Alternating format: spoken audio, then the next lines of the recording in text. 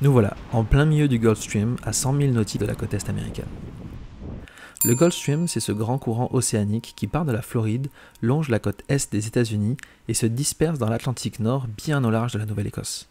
C'est un véritable fleuve d'eau tiède qui circule à la surface de l'océan Atlantique. Sa température est comprise entre 24 et 28 degrés Celsius. Il peut atteindre 150 km de large, descendre à 1200 mètres de profondeur et s'écouler à une vitesse de 9 km/h. Il constitue une portion du gir de l'Atlantique Nord. Ce sont ces grands courants océaniques provoqués par la force de Coriolis. En quoi est-ce qu'il est intéressant pour nous ? Eh bien, c'est un véritable turbo pour la navigation. Notre vitesse moyenne est habituellement entre 6 et 6 nœuds et demi, alors que dans le Gulf Stream, elle passe à 9,5 nœuds.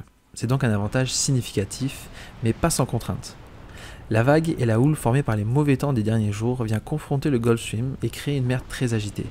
Nous voilà donc dans une mer formée par des vagues de 2 à 3 mètres avec des intervalles aux 4 secondes, ce qui est assez désagréable. Voilà, on est un peu comme ça. Le cul du bateau va lever. Et là, il va aller chercher le plus rapide. Donc là, le cul du bateau va partir d'abord. Il va être dur à la barre. Quand vous sentez qu'il y a une vague plus grosse que les autres, qui commence à lever votre bateau, donnez juste une petite correction de bâbord. C'est comme là, ça va bien. Papa, il est parti en cacahuète. Qu'est-ce qu'il me fait? Je suis parti en cacahuète. Je te regarde avec les mains. Voilà. C'est pas nécessairement faire tourner le bateau dans la vague. C'est retenir. C'est y mettre de la tension avant que le bateau tourne. Pour pouvoir passer à travers notre 78 heures de navigation sans être exténué, on s'est réparti les journées en quart de 3 heures de bar par personne. Ma mère prend de 15h à 18h, mon père de 18h à 21h, moi de 21h à minuit, ma mère de minuit à 3h du matin, mon père de 3h du matin à 6h, et je reprends la barre de 6h à 9h et ainsi de suite. Ça permet d'avoir au moins 6 heures de repos consécutifs, même si dans ce repos il y a quand même quelques petites tâches à faire comme préparer à manger, faire la vaisselle et marquer les positions sur la carte.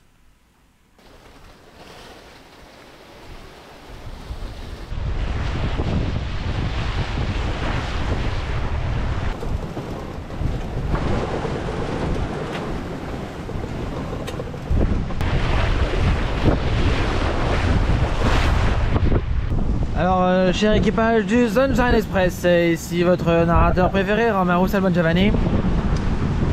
Nous avons donc, à partir de 19h ce soir, jusqu'à 7h demain matin, 22 rafales à 32. Actuellement, on a quoi? Ben, on se dit, actuellement, on a 18 rafales à 25. Donc, Ça fait pas tant de différence. tu rigoles ou quoi? Dans un cas, ton vent normal, c'est ta rafale de l'autre. On va se prendre 2 riz dans la grand voile et on va laisser un riz dans le GG. Et je suis en train de voir pour un profil pour Beaufort. Directement.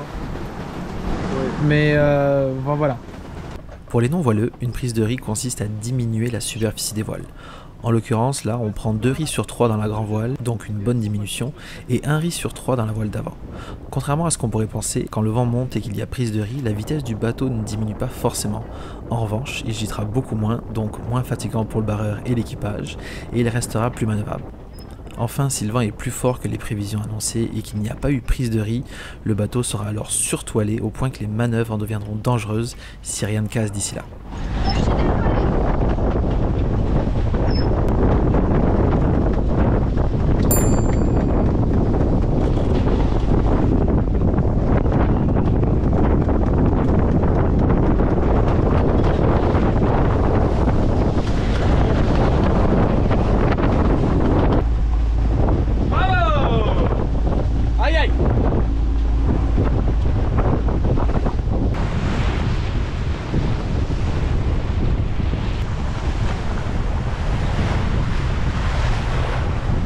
Alors on a 2 riz dans la grand voile et un pseudo riz dans le chinois et on va à combien toujours? Et on va 8,5, 8,6. Ah, ça va hein.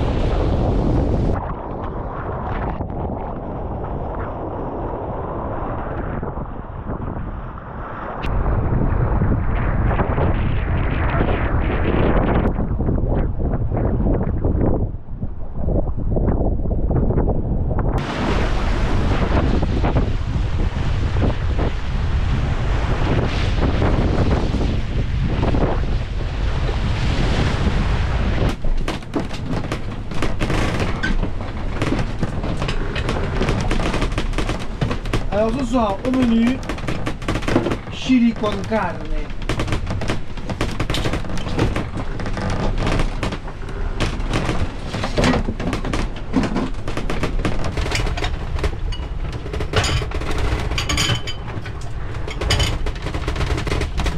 Oh putain, oh!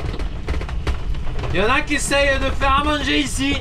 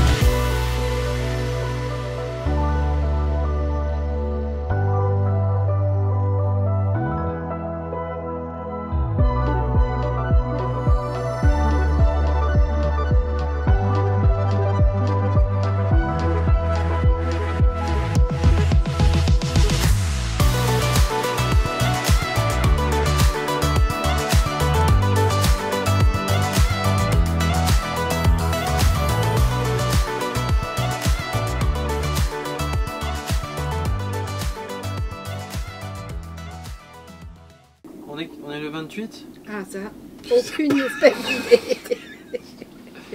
On est le 28. Est-ce que j'avais appuyé sur enregistrer? Ouais, ça va. C'est enregistré. Alors, comment vous avez trouvé ça? Quoi ça? Eh ben, la traversée. Moi, je me fais l'effet d'une chaussette qu'on a oubliée dans une machine à laver qui a tourné pendant 78 heures. Je suis à peu près dans le même état que ça, à part qu'elle, elle sentirait bon. Il faut quand même dire que les vagues, la houle qu'on a eue, moi je connais pas ça, j'ai jamais vu des choses pareilles. Je veux dire, on se retrouvait avec des vagues dans un sas, avec une certaine vitesse, une houle dans une autre. C'était l'enfer quand même. Ma difficulté, c'était dormir. Puis en fait, il s'est passé exactement ce que je ne voulais pas. C'est-à-dire, j'arrivais pas à dormir. À l'intérieur, là, 2 fois, je m'étais propulsée sur la table à cartes. Je vais avoir les hanches avec des beaux souvenirs pendant quelques jours, là, de toutes les couleurs. Eh ben moi, jusqu'à hier, je trouvais ça très facile. Et quand j'ai pu avoir mes heures de sommeil, Je trouvais ça tout de suite plus difficile. La mère était pas avec nous un peu là. Ah non, pourtant on a fait des offrandes. Charles a fait des... Ah ouais. Ah oui, c'est vrai. Charles a fait des offrandes à la mer Oh purée. au début. C'était quand ça? C'est quoi, 2 heures après qu'on soit parti? Oh, c'est pas. Oui, oui. Bah Ah, oui, oui, oui, oui, oui. Ah ouais, parce que on avait fait les wraps au poulet. Les wraps au poulet ne sont pas Puis, passés. ils sont pas passés. J'ai l'impression que les wraps, que tout On était est descendu parti- dans on le est tuyau. parti des mimini. Ouais, c'est ça. Ça faisait 2 heures et mon père était par-dessus les filières à vomir À vomir ma vie. son lunch. Oui, ce coule bien. C'est parce qu'il est sale. Là, il fallait prendre la température là. Hop là. Oh, ça va trop vite. Attends un peu. Nous sommes donc. On a-tu filmé hier? Enfin bon, on est arrivé hier soir à 19h30. Juste à temps parce que on est arrivé, on a acheté l'ancre. 10 minutes plus tard, il y a 30 nœuds qui est rentré à l'ancrage. Et 2 heures plus tard, il s'est mis à pleuvoir. Et il a plu. Il a plu. Le bateau est propre, immaculé. C'est pas plus mal. Mon père il se fout de ma gueule, mais après les 78 heures de navigation, il y a des croûtes de sel partout. Et là, ce matin, tout est beau, tout très propre. Ça, c'est des petits, Il faut pas grand chose pour petits te rendre plaisirs, heureux. petits plaisirs de la vie. Puis pour passer Cap Hatteras, il y a une toute petite fenêtre météo le 2. Donc ce matin, nous sommes le 29, donc c'est après-demain. Donc là, on a 2 jours à, j'allais dire à se patienter, mais non, à se reposer, refaire le bateau propre, se repréparer un peu de bouffe parce que ça va être entre 25 et 30 heures de nave. Puis ils annoncent quand même une mer dégueulasse encore. Combien j'ai dit ce matin? 2,5 mètres. Ouais, 2,5 mètres. Et je pense que c'était aux 7 secondes. ouais. Donc on va aller à une marina ce matin.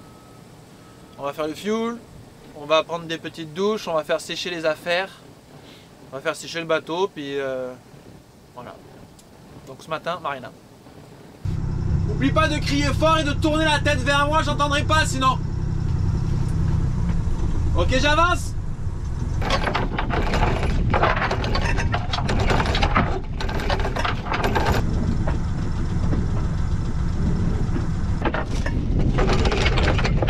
C'est bon.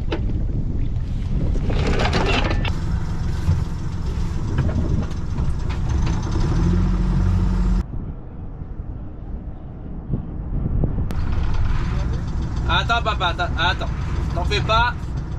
On va aller doucement, saute pas, on n'est pas pressé, on arrive suffisamment lentement, ça sera pas un problème.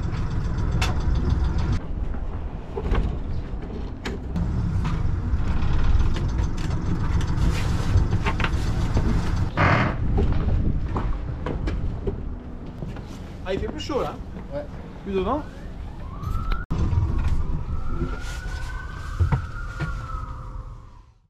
Pourquoi on a un montage de gitan sur ce beau bateau Sunshine Express? Repasse. C'est qu'il va pleuvoir pendant 2 jours. Et je pense demain matin ils annoncent 25 mm. Et à cette quantité d'eau là, ça passe à travers le bimini. Et comme on va faire 27 heures de navigation sous la pluie, un minimum d'étanchéité serait le bienvenu. Parce que se prendre un embrun dans la figure, je trouve qu'il y a de la noblesse. Tu comprends? Mais se prendre une putain de petite goutte régulière qui te tombe sur le bout du nez, ça fait pas le même effet. Et donc, cher équipage du Sunshine Express, Oui. on va partir plus tard ce matin. Il y a des petites variations météorologiques. Finalement, il ne pleut pas toute la journée. Mais ils ont pris toute la pluie de la journée et ils l'ont mis à un seul endroit. Et là, si vous pensez qu'il pleut beaucoup, eh ben en fait, c'est pas encore le cas. Donc ce matin, nous avons le fameux blow qui passe, qu'on était supposé partir tout de suite après. On a 25, rafale à 37. Ah bah rien que ça, Zouk. Eh, on est à 100% l'électricité. En ce moment. Voilà, ça souffle. En ce moment, on a 27 nœuds. 27 nœuds en rafale ou 27 nœuds Non, non, là, sur le bateau, là.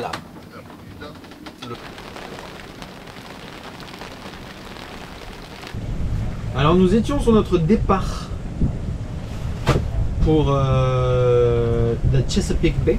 On a gagné quelques petites choses. Et on a un problème de carte. De carte Navionics. Il nous manque des données significatives. Donc hop, je vais vous montrer. Fait que le carré qui est là, c'est en fait un manque d'informations. Je sais pas pourquoi. La carte, elle est, on dirait qu'elle est un petit peu endommagée là. Puis évidemment, c'est Cap Hatteras quoi. C'est où on veut aller. C'est la pointe Cap Hatteras, la baie de Chesapeake, j'ai plus d'informations. Ce qui est, on va se le dire, un peu chiant. Mais on va partir comme ça parce qu'on a quand même Navionics sur le téléphone. Fait qu'on va faire un complément, c'est juste qu'il y a presque toute la navigation. Oui, il manque des informations, mais bon. C'est chiant parce que on va être de nuit, on va avoir de la brume. En ce moment, on a 18 nœuds. Donc réel, donc on va probablement avoir genre un 22, 23 nœuds ressentis. On va se faire chier les 3 premières heures, mais dès qu'on va avoir tourné, on va prendre plein nord. Et le vent tombe au courant de l'après-midi, en fin d'après-midi puis dans la nuit, donc après ça va être moteur. Et voilà. Ce qu'on va faire, c'est... Dans le fond, j'ai fait une route à partir du téléphone sur Navionics pour avoir la carte. Fait qu'on va rouler sur le téléphone et, juste parce que c'est plus pratique, j'ai retransmis, on est en train de retransmettre la route sur l'Axiom. Fait qu'en fait on a les points de route et la route d'un passage sécurisé. C'est juste qu'on n'a pas les détails de par où est-ce qu'on passe. Donc on va faire ça, puis ce qu'on va faire c'est que on va aussi télécharger Navionics sur un deuxième téléphone. Puis quand il y a un téléphone qui a plus de batterie, ben on va switcher de téléphone et... Fait que ça ressemble un peu à ça le plan du moment.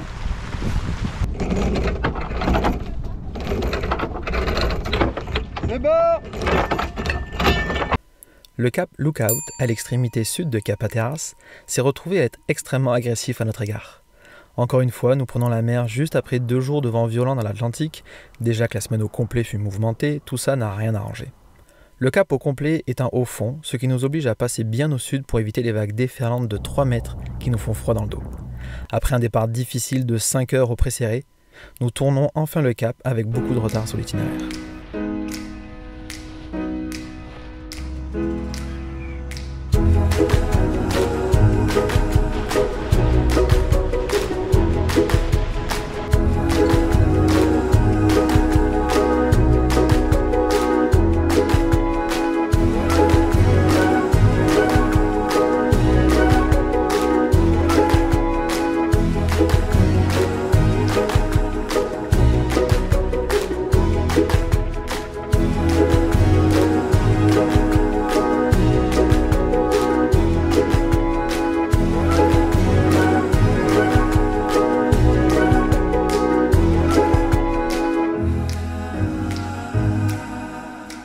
Je documente l'état des troupes.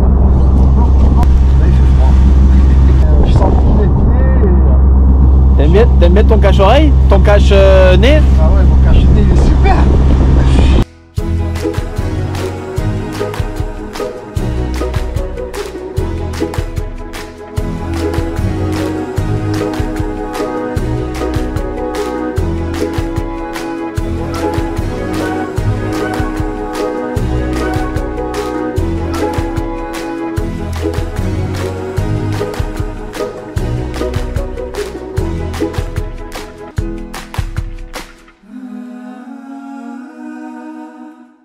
Alors il est 3h30 du matin. De quel jour? Je sais que j'essaie de... Lundi. Ben on est le 4. On est le lundi. On est le 4. D'accord. On est lundi 4. Et nous sommes Mars. enfin arrivés. On a vraiment fait une moyenne de merde. Hein. Je les calcule vite dans la tête comme ça là, mais On va dire on était à 4 nœuds et demi, 4 5 nœuds par nœuds à moment, 2 ouais. moments. parce que là on est le 4. On est parti le 2. C'était supposé nous prendre 30 heures. On a mis 10 heures de plus. Ça fait du bien ou pas? D'être arrivé. Ah Ouais. ouais. C'est terminé là, ça y est. Hein. Ouais, ça c'est C'est fini. vrai. Fait qu'on va aller faire un petit dodo. Parce qu'en plus il fait froid. Action. Donc l'épisode s'est arrêté un petit peu brusquement parce que on a été dans un rush incroyable quand on est arrivé. Dans le fond, on est arrivé à 3 h du matin de la navigation Beaufort, Chesapeake Bay, et on est reparti la même journée à 20 h le soir pour Montréal. Ça s'est passé parce que déjà mes parents ils avaient un rendez-vous à Montréal le lendemain, et aussi parce qu'Andréane était à terme depuis que entre le moment où elle a quitté les Bahamas avec Malo et cette journée-là, il s'est passé 1 mois. Et on attendait un petit peu du jour au lendemain notre petite fille d'ailleurs qui est née en très bonne santé. Andréane a accouché naturellement, tout ça s'est super bien passé, tout le monde est en forme. Notre petite fille d'ailleurs s'appelle Anaï au passage. Et donc la caméra elle a pris complètement le bord cette journée-là. Honnêtement ça a été assez fou. On est arrivé à 3 h du matin, on s'est couché jusqu'à 7h30. On a sorti Sunshine de l'eau à 8 h, on est parti chercher la voiture de location à 10 h si je me souviens bien. Après on a rangé, purgé, déséquipé, semi-hiverné Sunshine. Et on est parti à 20 h le soir pour se faire un 13 h de voiture jusqu'à Montréal. On s'est retrouvé à faire des quarts de nuit pour conduire, histoire de ne pas se planter bêtement sur la route. Donc c'est ça, fait que vous imaginez bien que à ce moment-là, la caméra n'est pas devenue prioritaire, surtout qu'en plus il pleuvait là, c'était pas notre journée là, on s'est fait rincer par la pluie pendant qu'on vidait le bateau. Donc c'est pour ça que ça s'arrête un peu sec. Donc cet épisode conclut un petit peu la saison 2 du Sunshine Express. Je pense que c'est un des bons épisodes de la saison 2 d'ailleurs, vous me direz comment vous l'avez trouvé là. Mais ouais, c'est ça, c'est la fin de la saison 2. C'était une petite saison 2 par rapport à la saison 1, et on est juste parti, je pense, 3 mois et demi. Mais la chaîne, elle n'est pas finie. Donc les projets continuent. On va vous en parler dans une prochaine vidéo. Le projet bateau continue, ça ne s'arrête pas du tout. Grosso modo, on va vendre Sunshine. Elle est présentement à Oka, d'ailleurs, sur la rive nord de Montréal. S'il y a des personnes qui sont intéressées, si vous ne nous avez pas suivi depuis le début, là, c'est un CNC 35 MK3. Elle a été construite pour le challenge Labatt. Elle a été construite pour le... Voyons. Il y a des gens qui essayent de filmer ici, là. Elle a été construite pour le challenge Labatt, donc c'est un bateau de croisière de course quand même très performant. Si vous avez des questions, n'hésitez pas. Mais c'est ça, donc le projet, ça va être d'acheter un plus gros bateau, pas mal plus gros, sur un autre continent. On va vous expliquer ça dans une prochaine vidéo. Également, entre finalement ce dernier épisode de la saison 2 et le début de la saison 3, on va continuer à faire les vidéos finalement que j'avais promis que je ferais, puis que finalement j'ai jamais pris le temps de le faire, je suis désolé.